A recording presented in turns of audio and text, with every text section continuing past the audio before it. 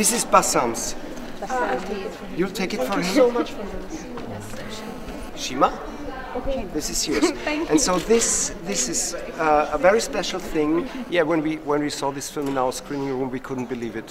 We were looking, to be honest, for documents because, as you remember, 1 year ago, also during Berlinale time, the big move in Cairo happened, and we were really excited and we were looking forward to see many films, and this was one of the first promises that came true. We are really glad to have it here. We are very impressed, and we wish this film to travel around the world. Many people have to see it. We are very proud that it starts here, and we wish it good luck. الثورة خبر. The English title is Reporting a Revolution by director Bassam Motada.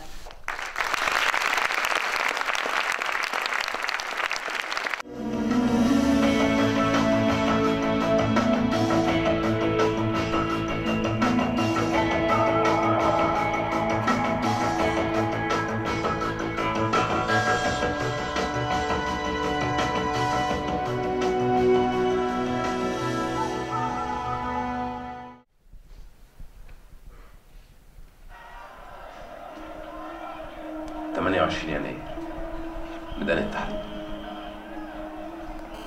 معايا الكاميرا وبصور أحداث ثورة الغضب لمؤسسة المصري اليوم.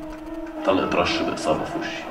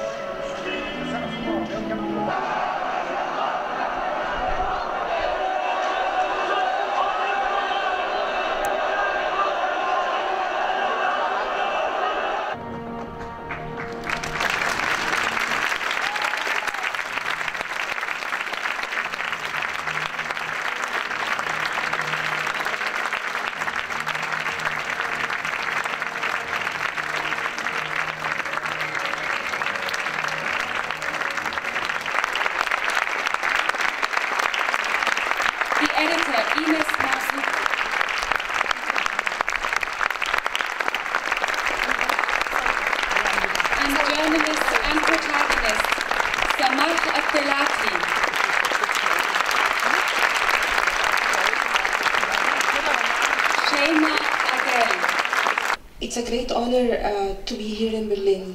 Thank you very much. The honor is not just for us, but for all the masses who appeared in this film. And they are the real heroes of the film. If we may ask you to join us in a minute of silence and mourning for those who gave us freedom and are still working for it until now.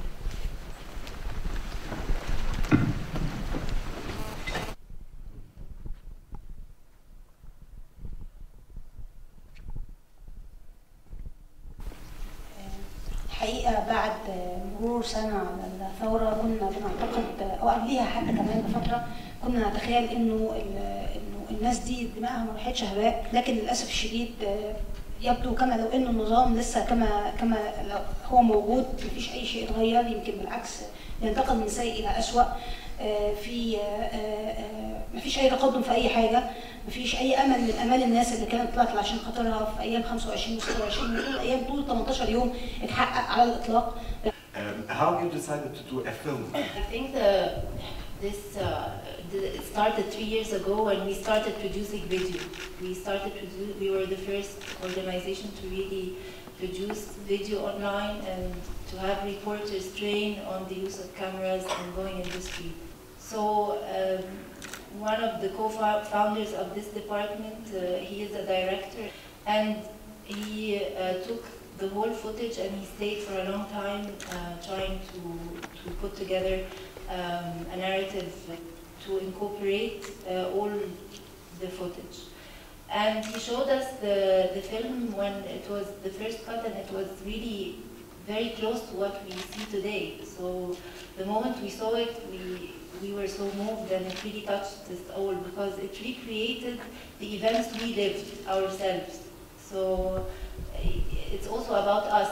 So it was very moving, and we didn't know what we were going to do with it. Our ambition was to screen it in Tahrir Square, and that was like our biggest goal. Our role, I think, is to continue empowering or expanding the possibilities for free speech, and I think this film is also a tribute to this, to journalists and to organizations that focus on free press. زمايلي سواء كانوا صحفيين او شباب عاديين شاركوا في الثوره كانوا محملين رساله لما اجي مهرجان برلين اقولها للناس هنا. احنا طول الوقت لما الناس كانت بتخرج كان اول حاجه بتطلبها القصاص للشهداء، يعني القصاص للناس اللي هي ماتت، وكان الهتاف اللي كنا بنقوله دايما يا نجيب حقهم يا نموت زيهم. وللاسف كل ما بنقول يا نجيب حقهم يا نموت زيهم احنا بنموت زيهم، ولحد دلوقتي احنا ما جبناش حقهم. غير ان في حاجه برضو الناس قالوا لي ان احنا لازم نوصل للناس بره ان احنا عايزين الشعب دلوقتي بيطالب باسقاط المجلس العسكري. I wanted to say that this point of empowerment is important not only for Egypt, it's been important for the whole world. I'm an American living in Germany, but I'm connected also to the US movement. And maybe some of you have heard of the Occupy movement in the US. That was directly inspired by Tahrir Square. For the first time, people were saying, they stood their ground. They said, we're staying. And that's the whole thing of the Occupy movement. Also, even the union movement, which has been almost crushed in the United States since the 1980s, they have a new saying now: walk like an Egyptian. So therefore, I think that you can never say that there has not been a gain. This has been a gain in the sense of people's empowerment around the whole world. And Noura, you know, it's always sensitive with any journalist, you know, you have to be subjective, especially now that you can't hide it, you know, objective, sorry. So, what do you think? In moments like this, especially when you're covering your own country, when you're covering bloodshed and injustice, a horrible injustice, and then you have to struggle with your professionalism and objectivity, and then after, even if you manage to remain objective and professional, are you going to be okay? Like, how are you going to feel and survive it afterwards? I don't know, like we don't have really advice. We have an experience to share with reporters here and also mostly in the countries that are also witnessing this level of violence. Every month there is something and we have to run after the news and we are in action, we are chasing and trying to cover everything. But the only chance we had to think about what happened was through making this film. So actually making this film was a group therapy for the team of reporters who worked there, because when watching the first cut, then we got a chance to joke about it.